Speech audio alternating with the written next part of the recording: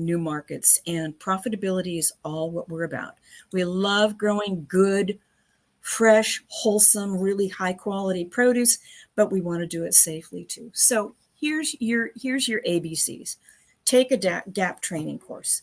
Now, at the University of Maryland, I teach live audiences, and let me tell you, I love the interplay, the networking in a live group of disparate farmers, conventional, aquaponics, hydroponics, microgreens. Everybody's in that room together, learn so much from each other. Or we also do virtual. Right now, I'm doing GAP training as requested. So folks will say, hey, I'm getting together a group of 15 farmers. Will you hold a GAP training session? I'm like, show me where, and I'll do it. Okay. This is free. All right. To most fruit and vegetable growers, includes you guys, includes mushrooms, aquaponics, and hydroponics, as well as conventional. If you've got multiple crops, no problem. It's just that your farm food safety plan is going to be a little bit longer than other people. All right. Now, if you're not within the sound of my voice, and we can do virtual, Cornell University has an online 3-week course that will run you through USDA basic GAPs. It's currently at a discounted price at $225. I think it's normally at $295. That you take it over the course of 3 weeks on your own. There's testing, there's projects that you have to turn in, but you could get a USDA GAP certification through that Cornell University course. Okay. Now, the second thing I usually recommend is you want to designate a farm food safety officer. And this is often not the owner because you've got a lot to do. So you want this farm food safety officer to be able to act in your stead. They need to have the power of behavioral modification, all right, not necessarily firing, but they have to be able to have workers toe the line and have some system of, we're just going to say retraining, okay? We're not going to say there is a pink slip in your folder, honey. So, all right, because you got enough to do. And maybe as you grow your operation, having somebody else handle all of the nitty gritty of farm food safety is a good idea. Then you're going to sit down, you're going to write a farm food safety plan. Now, that URL, which I'm sure is going to get distributed to you, is the MDA template. It's written for conventional. When I teach GAP, we go through and we fill out, each person fills out the sections to suit their type of production, their type of farming.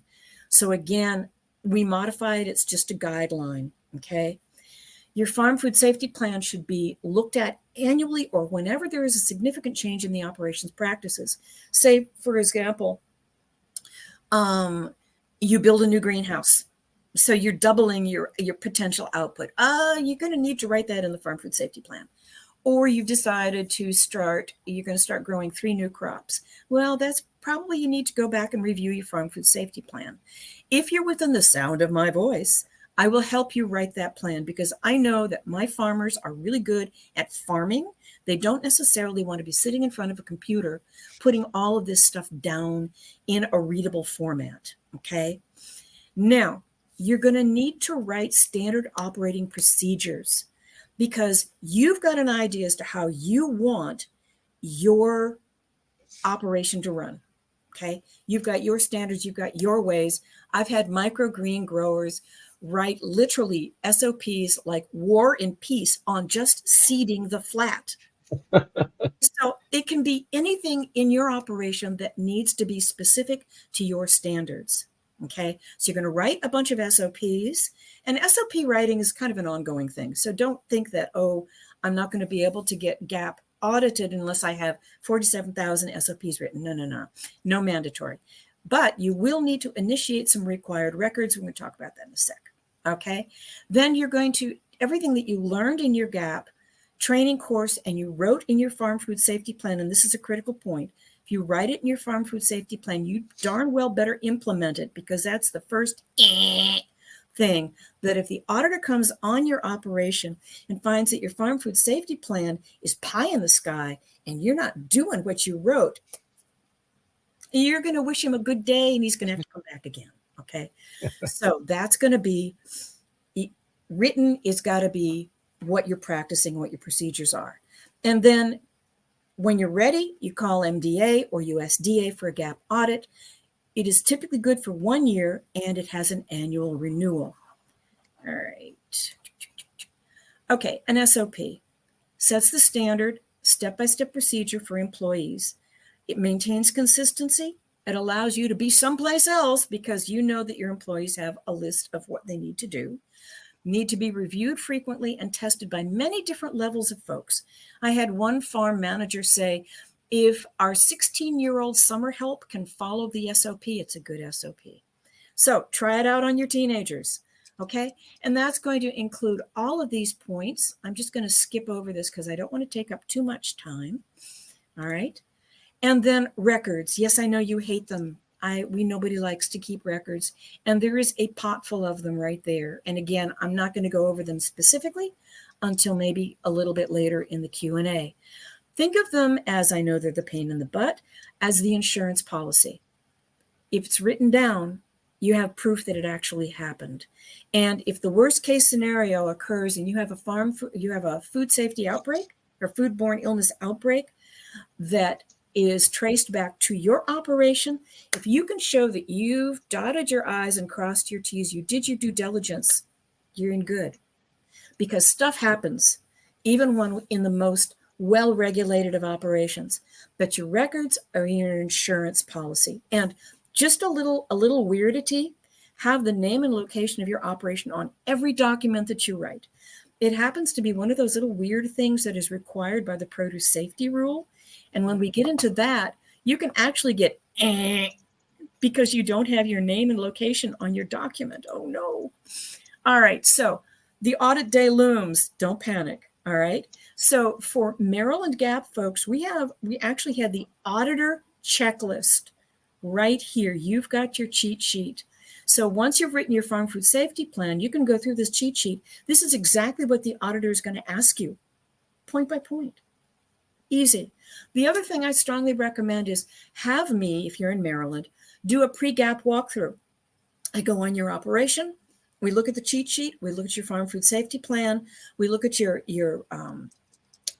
operation, your implementation.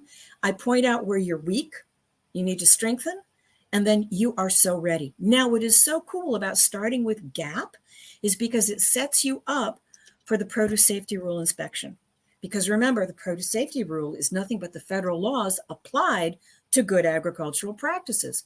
So that's why I really like my farmers to go through GAP first, because then produce safety rule is just so easy. Now, if you are facing a produce safety rule inspection, at this time, a farm food safety plan is not required for produce safety rule. It may in the next few years. But do request what is called an on-farm readiness review. We do it in Maryland. All states will do an OFRR. And that's basically, in Maryland, we have someone from the University of Maryland, an educator like me. You're usually your local extension agent and someone from FDA out of state, MDA in state. And we actually go through the questions just like we do a mock inspection, which means that we can find out where you're weak, where you need to shore up before you get that inspection. So ask for an OFRR. All states, I do believe, do offer that. So ask for it if you're facing produce safety rule inspection.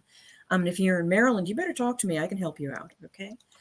All right. So you're GAP certified. You want to sell to Whole Foods or Moms or whomever, okay? There are different GAP programs.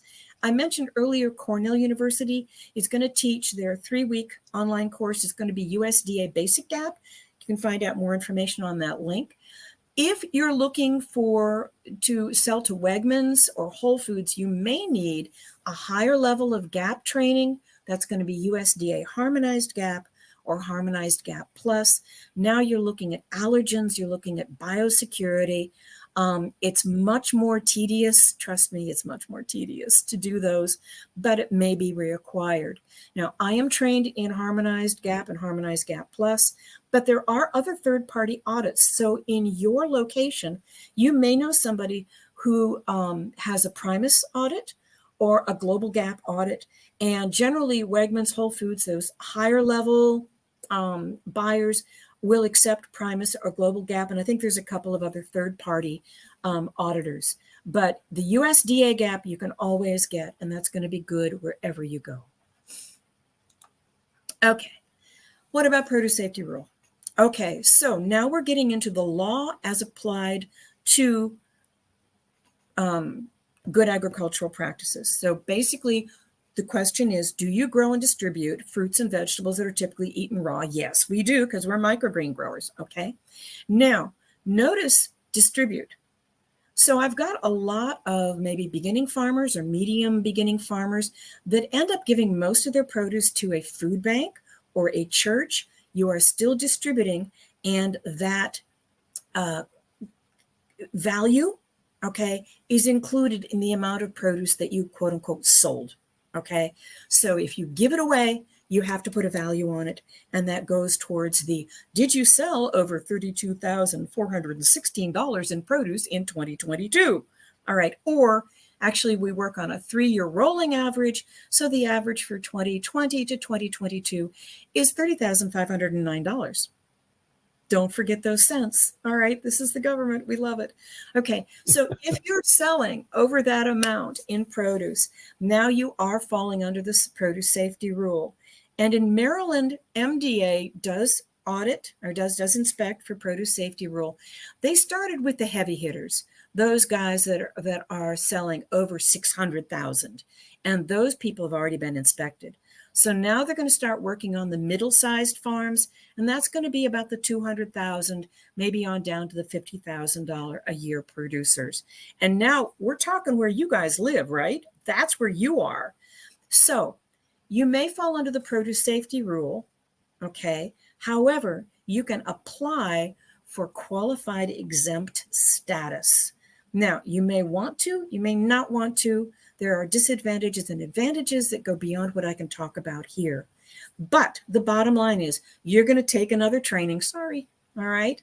You're going to implement the produce safety rule practices. You're going to get the MDA or FDA inspection. It runs on about a 2 to 3 year cycle. And know that if you go through a good Chewy, and I teach a Chewy Gap training course, you're going to be ready for produce safety rule. Okay, don't forget to request an on-farm readiness review. All right, so let's talk about specific risks to microgreens. Seed contamination.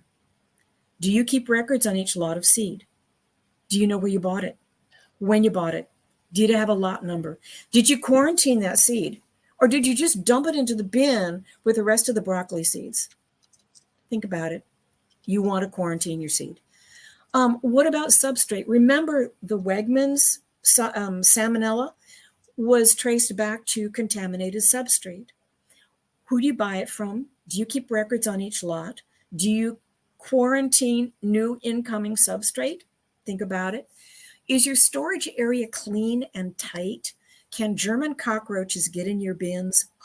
Indian meal moths. Oh, love to have those. No, you don't. All right. So your storage area needs to be basically tight so that vermin cannot get into it. As a general rule, keep things up off the floor. Just keep them up off the floor. Okay. One tip is allow space between your storage shelves and your racks and the wall so you can get a good clear sight line. It helps you be able to see if you've got critters running behind your shelving units, because from the front, they're all full. You can't really see through. Your x-ray vision doesn't work. But from the side, you want to monitor that area. Keep your drains clean. Have a cleaning and sanitizing schedule for drains. And this is one place where an SOP would be really, really good. And another thing to think about is, do you have a sanitizing foot mat by the entrances? Okay. Your operation may share a dirty, filthy, stinky loading dock with other operations, with other businesses. That's where the trash bin is that the other people who share your space let their garbage overflow and the rats are. Do you really want your personnel to be tracking that dirty, icky stuff on their feet into your growing area? Maybe not. So think about a sanitizing foot mat. Are you open to the public? Oh, they have grimy shoes too. So think about, you're creating this environment that is going to be very, very, very, very clean, and you want to keep